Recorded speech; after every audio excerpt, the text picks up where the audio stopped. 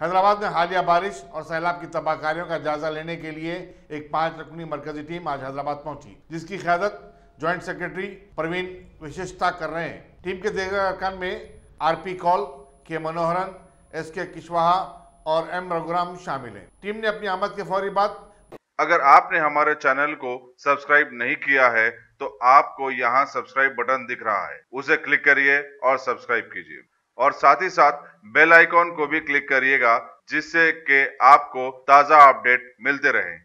हैदराबाद में हालिया बारिश और सैलाब की तबाहकारियों का जायजा लेने के लिए एक 5 रुकनी मरकजी टीम आज हैदराबाद पहुंची, जिसकी क़यादत ज्वाइंट सेक्रेटरी परवीन विशेषता कर रहे हैं। टीम के दीगर अरकान में आरपी कौल, के मनोहरन, एसके कुशवाहा और एम रघुराम शामिल हैं। टीम ने अपनी आमद के फौरी बाद बीआर के भवन में चीफ सेक्रेटरी सोमेश कुमार से मुलाकात करते हुए सैलाब की सूरत हाल और जारी रिलीफ कामों का जायजा लिया। टीम रियासत के मुख्तलिफ इलाकों का दौरा करते हुए फसलों और इमलाक को होने वाले नुकसानात का अंदाजा लगाएगी। असम्बली हल्के नामपल्ली के सैलाब से मुतासरा इलाकों का आज मरकजी व ममलिकती वजीर दाखिला जी किशन रेड्डी ने दौरा किया और मुतासरीन से मुलाकात की। बादअज़ा उन्होंने मीडिया से बात करते हुए कहा, हुकूमत की जानिब से मुतासरीन में दिए जाने वाली रकम 10,000 कम है और अपील की कि इस रकम में इजाफा किया जाए। मरकज़ी हुकूमत ने हालात का जायज़ा लेते हुए एक टीम को हैदराबाद रवाना किया है। उन्होंने बतलाया कि टीम की रिपोर्ट के बाद मरकज़ी हुकूमत अपनी इमदाद का ऐलान करेगी। హైదరాబాద్ నగరంలో అన్ని అసెంబ్లీ నియోజకవర్గాల్లో అన్ని డివిజన్లో కూడా వర్షం కారణంగా వేలాది ఇళ్లలో నీళ్ళు వచ్చి ప్రజలు అనేక రకాల ఇబ్బందులకు గురవుతున్నారు। దానికి తోడు డ్రైనేజ్ అంతా కూడా ఎక్కడికక్కడ ఓవర్ఫ్లో అయ్యి ఇళ్లలో రావడంతో పూర్తి దుర్గంధంతో ప్రజలు నరక యాతన అనుభవిస్తూ ఉన్నారు। మరి ప్రభుత్వము ఇప్పటికే కొన్ని చర్యలు చేపట్టింది। యుద్ధ ప్రాతిపదిక మీద అన్ని బస్తీలో ఉన్నటువంటి ఈ యొక్క మురికి నీరు ఏ విధంగా చూడాలి, పేరుకపోయినటువంటి బురదనంతా కూడా తీసేసి పరిశుభ్రం చేయాలి, లేనట్లయితే విష జ్వరాలు సోకేటువంటి ప్రమాదం ఉంది। కాబట్టి యుద్ధ ప్రాతిపదిక మీద ప్రజల ఆరోగ్యం విషయంలో జాగ్రత్త తీసుకోవడము, మెడికల్ క్యాంపులు నిర్వహించడము, అదేవిధంగా శాశ్వత ప్రాతిపదికన ఈరోజు డ్రైనేజ్ పైప్ లైన్లు కానీ అదేవిధంగా లేకపోతే స్టామ్ వాటర్కి సంబంధించినటువంటి పైప్ లైన్లో పేరుకుపోయినటువంటి పూడికను తీసేటువంటి కార్యక్రమం కూడా సమాంతరంగా జరగాలి।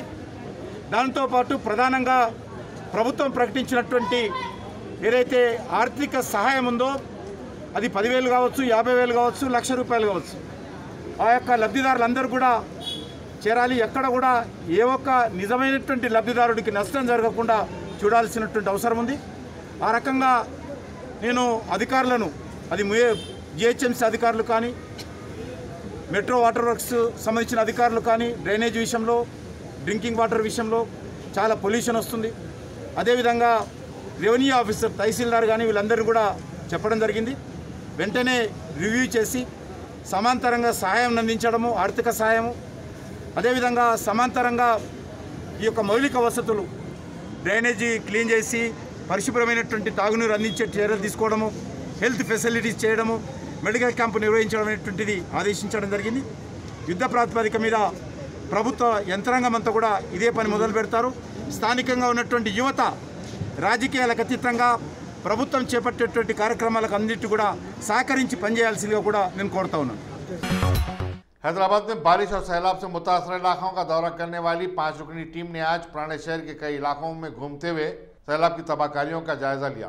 इस टीम की क़यादत ज्वाइंट सेक्रेटरी परवीन विशेषता कर रहे हैं। टीम ने बालापुर तालाब का मुआयना किया, जहां बंद टूटने की बाद हाफिज बाबा नगर और आसपास के इलाके डूब गए। फूलबाग में जब मरकजी टीम दौरा कर रही थी, वहां सदर मजलिस व रुकन पार्लियामेंट बैरिस्टर असदुद्दीन अवैसी और जेएसएमसी के कमिश्नर लोकेश कुमार भी पहुंच गए। उन्होंने बताया कि कई मकानात में 10-10 फीट पानी दाखिल हो गया था, जिससे काफी इमलाक को नुकसान पहुंचा। मरकजी टीम ने फलकनुमा रोड ओवर ब्रिज का मुआयना भी किया और इसकी तामीर के काम फौरी शुरू करने की इजाजत दी।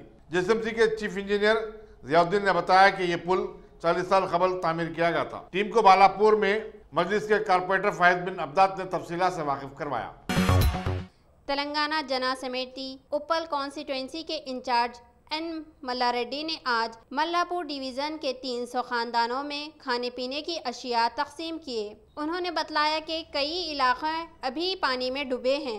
मल्लारेड्डी ने कहा कि सैलाब के मुतासरीन को दिए जाने वाली रकम नाकाफ़ी है, इसको बढ़ाकर कम से कम 50,000 दिया जाए। इस मौके पर राजू मोदी, राज, महेंद्र गौड़, मलेश, जितेंद्रा, वेंकट रेड्डी, कार्तिक साई, सुमन और दीगर भी इनके हमरा मौजूद थे।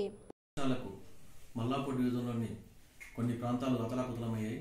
ఈ ప్రాంతంలో ముఖ్యంగా మీనానగర్ అండ్ చండియానగర్, బాబానగర్, దుర్గానగర్ కాలనీలు మరి అతలాకుతలమైన సందర్భంలో ఈరోజు ప్రభుత్వం మరి సహాయ నిధి నుంచి ప్రతి ఇంటికి 10,000 చొప్పున ఇస్తామని డబ్బా కొట్టుకుంటా ఉంటే మరి లోతట్టు ప్రాంతాల్లో ఉన్న ప్రజలకు మరి ఏ సహాయ నిధి కూడా అందుతలేదని మరి ప్రజలు విలబోస్తూ ఉంటే మరి లోకల్గా ఉన్న అధికారికంగా ఉన్న అధికారులు అదేవిధంగా ప్రభుత్వం నుంచి ఉన్న అధికారులు మరి ఏ విధమైన సపోర్ట్ లేకుండా ఈరోజు ప్రజలను తీవ్ర ఇబ్బంది చేస్తూ ఉన్నారు।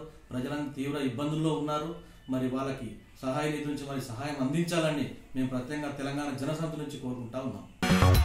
साबिक वज़ीर दाखिला एन नरसिम्हा रेड्डी की आखिरी रसूमात आज सरकारी एजाजात के साथ अंजाम दे दी गई। इस मौके पर रियासती वज़रा के.टी. रामाराव, महमूद अली, टी. श्रीनिवास यादव वगैरह के अलावा अरकान पार्लियामेंट व असम्बली, मुख्तलिफ सियासी जमातों के नुमाइंदे, कांग्रेस के जाना रेड्डी, तेलुगु देशम के एल रमना और दूसरे भी मौजूद थे। चीफ मिनिस्टर के चंद्रशेखर राव, जिन्होंने कल रात अपोलो हॉस्पिटल पहुंचकर नरसिम्हा रेड्डी की इयादत की थी, अपने बयान में कहा कि नरसिम्हा रेड्डी अलहदा तेलंगाना तहरीक के सफ़े अव्वल के लीडर थे। उनकी रिफाकत में उन्हें काफी काम करने का मौका मिला। नरसिम्हा रेड्डी असम्बली हल्के मुशीराबाद से 2 मरतबा मुंतखब हुए थे। वो मशहूर ट्रेड यूनियन और सोशलिस्ट लीडर थे। वो टीआरएस में शामिल होने से कबल जनता पार्टी से वाबस्ता थे। मुशीराबाद में आज कई दुकानात उनके गम में बंद रही, जगह जगह काली झंडियां लगाई गई थी। मरकजी ममलिकती वज़ीर दाखिला जी किशन रेड्डी ने अमीरपेट बस्ती डिवीजन में अन्नकम बस्ती और श्यामलाकुंटा बस्ती का दौरा किया, जहां हालिया बारिश और सैलाब से कई मकानात को नुकसान पहुंचा। उन्होंने कहा कि इमदादी कामों में सियासत से काम नहीं लेना चाहिए, बल्कि हर एक को इससे ऊपर उठकर काम करना चाहिए। उन्होंने कहा कि हालिया सैलाब की तबाहकारियों से हैदराबाद का इमेज काफी खराब हुआ है। चुनाचे हुकूमत को चाहिए कि वो इस शहर की दोबारा तरक्की के लिए जरूरी इकदाम करे। ఇటీవల వచ్చినటువంటి వర్షాల కారణంగా గతంలో 3 రోజుల పాటు విస్తృతంగా పర్యటించాను। సనత్నగర్ అసెంబ్లీలో కూడా పర్యటించాను, సికింద్రాబాద్ పార్లమెంట్లో పర్యటించాను, రంగారెడ్డి జిల్లా అర్బన్ ఏరియా మల్కాజిగిరి జిల్లాలో కూడా పర్యటించాను। ఈరోజు కూడా మళ్ళీ సికింద్రాబాద్ కాన్స్టిట్యున్సీలోను, అదేవిధంగా మేడ్చల్ జిల్లాలోను, అదేవిధంగా రంగారెడ్డి జిల్లాలో కూడా రాత్రి వరకు పర్యటిస్తాను। రేపు కూడా పర్యటించబోతా ఉన్నాను। ఎందుకంటే ఎన్నడూ లేని విధంగా చాలా పెద్ద ఎత్తున ఇటీవల కాలంలో మరి లేనటువంటి వర్షాలు మరి ఈసారి హైదరాబాద్లో తెలంగాణలో రావడంతో కొన్ని లక్షల ఇండ్లకు నీళ్ళు వచ్చి ప్రజలు పూర్తిగా సర్వస్వం కోల్పోయి నష్టపోయారు। వాళ్ళని ఆదుకునేటువంటి ప్రయత్నం ఈరోజు రాజకీయాలకు అతీతంగా చేయాల్సినటువంటి అవసరం ఉంది। కానీ ఈరోజు దురదృష్టవశాత్తు మరి ఇక్కడ రాజకీయాలు చేసేటువంటి ప్రయత్నం చేస్తూ ఉన్నారు। ఎక్కడైతే ఎంక్రోచ్మెంట్స్ అయినాయో చాలా పెద్ద ఎత్తున చెరువులు ఎంక్రోచ్మెంట్ అయ్యాయి, అదేవిధంగా ఓపెన్ నాలాస్ ఎంక్రోచ్మెంట్ అయ్యాయి, అదేవిధంగా మరి ఆ యొక్క చెరువుల మెయింటెనెన్స్ కూడా లేదు। దాని కారణంగా మనం చూస్తూ ఉన్నాం మూసీకి సంబంధించినటువంటి గేట్లు ఎత్తలేకపోయేటువంటి పరిస్థితి కూడా ఎంత ఇబ్బంది పడ్డామని చూసాం। మూసీ కూడా రన్నింగ్ ఉన్నటువంటి చెరువే, మరి అదేవిధంగా గండిపేట చెరువు, ఆ గండిపేట చెరువు గేట్లు ఎత్తడానికి ఇబ్బంది ఎత్తుకున్నటువంటి పరిస్థితి చూస్తూ ఉన్నాం। కాబట్టి ప్రభుత్వము ఈ రకమైనటువంటి విషయాలలో ఏ ప్రభుత్వం ఉన్నప్పటికీ రాజకీయాలకు అతీతంగా కొన్ని ప్రకృతి వైపరీత్యాలు ఎప్పుడు వస్తాయో తెలియదు, కాబట్టి అన్ని రకాల జాగ్రత్తలు తీసుకోవాలి। ఆ విషయంలో కొంత మనం వెనుకబడ్డాము। గతంలో కూడా నేను శాసనసభలో 15 సంవత్సరాలు ఎమ్మెల్యే ఉన్నప్పుడు కూడా హైదరాబాద్ నగరానికి సంబంధించినటువంటి విషయాలలో అది కాంగ్రెస్ ప్రభుత్వం కానీ టీఆర్ఎస్ ప్రభుత్వం కానీ అనేక విషయాలు ప్రభుత్వం దృష్టికి తీసుకెళ్లాను, సమావేశాలలో ముఖ్యమంత్రి గారి దృష్టికి తీసుకెళ్లాను। ముఖ్యంగా మరి ఈరోజు ఇక్కడ ఉన్నటువంటి మూసీ ఏదైతున్నదో మూసీ ఈ రోజు వరకు కూడా ఎంక్రోచ్మెంట్ అవుతోంది। రాత్రి సమయాల్లో పెద్ద ఎత్తున లారీలలో మట్టి తీసుకొచ్చి మూసీలో పోసి ఎంక్రోచ్మెంట్ వేసి ఇల్లు కట్టుకుంటున్నారు। అమాయకులైనటువంటి పేద ప్రజలు మరి అక్కడ డబ్బులు చెల్లించి ఇల్లు కట్టుకుంటున్నటువంటి పరిస్థితి ఉంది। అల్టిమేట్గా ఇబ్బంది గురయ్యేది పేద ప్రజలే। కాబట్టి ప్రభుత్వం ఇప్పటికైనా నేను కోరుతాను। साउथ जोन की पुलिस टास्क फोर्स ने मीर चौक के इलाके में सट्टा बीटिंग लेने वाले 3 अफराद को गिरफ्तार किया और इनके कब्जे से 73,000 रुपए की रकम जब्त की। मुलजिमीन के नाम सैयद कासिम उल हक, गुलाम हसन खान और मोहम्मद आरिफ बताए जाते हैं। मुलजिमीन के पास से 4 मोबाइल फ़ोन भी जब्त किए गए और उन्हें बादियाजा मीर चौक पुलिस स्टेशन के हवाले कर दिया गया। सिटी पुलिस ने बंजारा हिल में 9 अक्टूबर को सोने की एक दुकान के मुलाजिम के बैग चुराने वाले 4 के मुंजमला 3 अफराद को गिरफ्तार कर लिया है और इनके कब्जे से 1 करोड़ रुपये मालियती 125 तोले तलाई जेवरात बरामद किए गए। कमिश्नर पुलिस अंजनी कुमार ने मीडिया को बताया कि बशीरबाग में सोने की एक दुकान के पार्टनर अजय कुमार अग्रवाल ने अपने सेल्समैन को जुबली हिल्स रोड नंबर 36 में वाक़े कृष्णा ज्वेलर्स को 145 तोले तलाई जेवरात पहुंचाने के लिए रवाना किया, लेकिन बारिश में ये बैग गिर गया। ये बैग करीब में वाक़े झोपड़ियों में रहने वाले जी निरंजन के हाथ लग गया। वो अपने 3 साथियों बी पवनम, रंजीत कुमार और वेंकटैया के साथ ये सोना बेचने की फिराक में था। अलबत्ता उसने 18 तोले सोना सड़क पर चलने वालों को बेच दिया। बंजारा हिल के डिटेक्टिव इंस्पेक्टर मोहम्मद हफीजुद्दीन की निगरानी में क्राइम की टीम ने ये गिरफ्तारी अमल में लाई। कि लेबर गैंग के 4 क्रिमिनल को अरेस्ट किया गया और एक रिकॉर्ड टाइम में 125 तोलास गोल्ड, जिसका मार्केट वैल्यू अभी 1 करोड़ से ज्यादा है, उसका सीजर हुआ। आपको मालूम होगा कि ये बंजारा हिल का केस जिसमें 143 तोलास ऑफ गोल्ड लॉस हुआ था, इसमें अभी तक जो 4 क्रिमिनल्स अरेस्ट किए गए हैं, निरंजन, पवनम, रंजीत और वेंकटैया, ये सब नेटिव ऑफ नागर कर्नूल डिस्ट्रिक्ट के हैं और इसमें एक कुमार राजाराम अभी एब्सकॉन्डिंग है। इस पूरे डिटेक्शन में टेक्नोलॉजी के यूसेज में खास करके क्लूज जो आया एक स्विच ऑफ सेल फोन से, वो खासियत है इसका।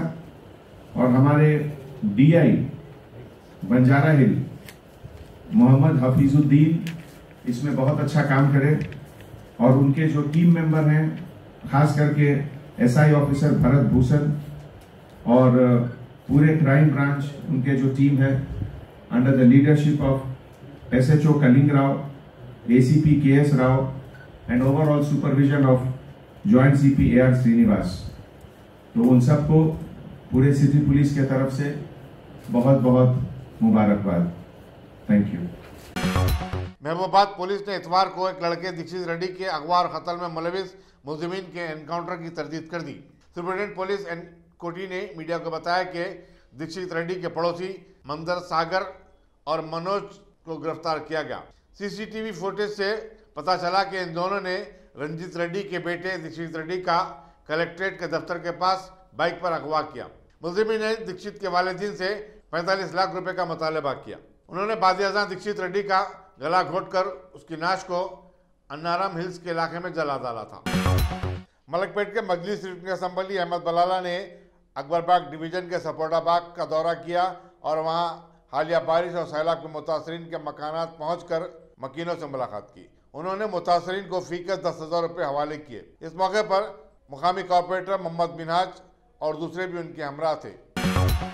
अमीर जमात इस्लामी तेलंगाना व आंध्र प्रदेश हामिद मोहम्मद खान ने हालिया बारिश और सैलाब से मुतासरा खानदानों से कहा कि वो उन्हें हुए नुकसानात की वीडियो रिकॉर्डिंग करें, इसके बाद ही अपने घरों की सफाई का काम अंजाम दें। उन्होंने कहा कि जिन लोगों के दस्तावेज़ात ज़ाय हो गए हैं उनके लिए दलील और सबूत के तौर पर इसे इस्तेमाल किया जा सकता है।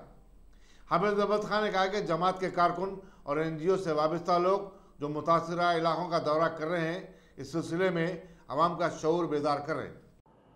बिस्मिल्लाहिर्रहमानिर्रहीम। जो मुतासरीन हैं सैलाब के और जो मुतासरा इलाक़े में हमारे जो कारकुनान काम कर रहे हैं, वो हज़रात एक बात अपने जहन में रखें,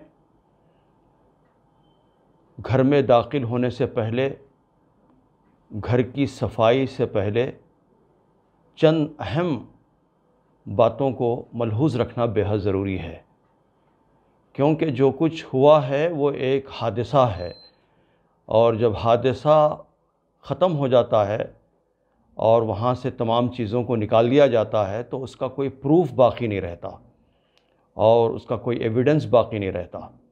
इसलिए हर घर का फ़र्द और फिर जो लोग NGOs काम कर रहे हैं और ख़ास तौर पर हमारे रुफ़क़ाए किराम, वो अपने घर के अफराद को घर के सामने ठहरा करें और ठहरा करने के बाद उसमें वाज़ेह तौर पर घर का नंबर वग़ैरह सारी चीज़ें दिखाई दें और घर में जो नुक़सानात हुए हैं, जो डैमेजेस हुए हैं, उसका एक मुख्तसर 1-8 मिनट का वीडियो लें और फिर घर के अफराद को सामने ठहरा करें। वो अपना नाम, अपने वालिद का नाम बताएं और जो डैमेजेस हुआ है वो भी बताएं और सामने का हिस्सा भी बताएं और बाजू से भी बताएं। इस तरह अगर कोई डॉक्यूमेंट्स वग़ैरह डैमेज हुए हैं तो उसकी तफसीलात भी लें। तो इस तरह क्लियर करने से पहले और घर में दाखिल होने से पहले, सफाई से पहले ये काम अंजाम देना बेहद ज़रूरी है। ये प्रूफ के तौर पर और डॉक्यूमेंटेशन के तौर पर ये पेश किया जा सकता है। इसलिए फिलफौर घर में दाखिल होने से पहले इस तरह के वीडियोस अपने अपने तौर पर महफूज कर लें ताकि दलील के तौर पर पेश किया जा सके।